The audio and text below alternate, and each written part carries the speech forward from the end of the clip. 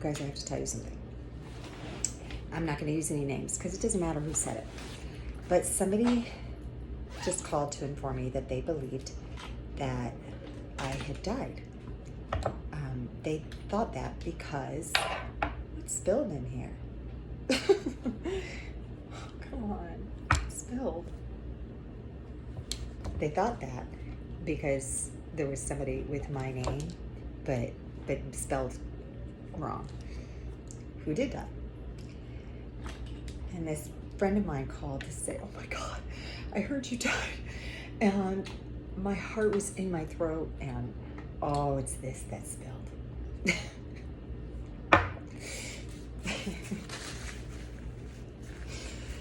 This is oil I was gonna bring to my daughter. All right, this is 1 minute of saying nothing, so sorry. Okay, point is, he thought this and it really bothered him. And it so touched my heart because he was just calling to be like, thank God you're alive.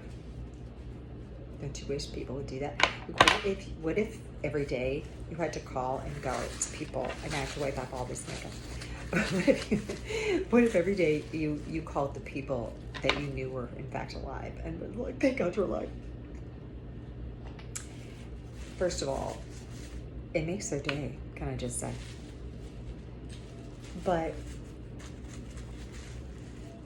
it would take on a different appreciation. I mean, we know for a fact that when we go to funerals, there are other people there. And so there are people who seriously cared that you were alive and that you no longer are. But it really touched my heart. It really touched my heart. And I said, man, that is one person that thinks that. And I thought, the boys probably am glad I'm alive too. I know there's other people, I'm sure, but you know, you never know. I told not everybody thinks that. Thank you. What's even crazier is last night when I got home, there was this tree that came down on the road, and if I would have not gotten lost, I would have been hit by that tree.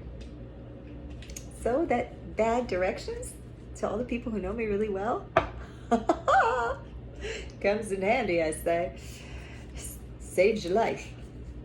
So I was gonna just get really philosophical about all this and do my makeup and everything, but instead I'm gonna look ugly and say there's somebody that was really happy you're alive.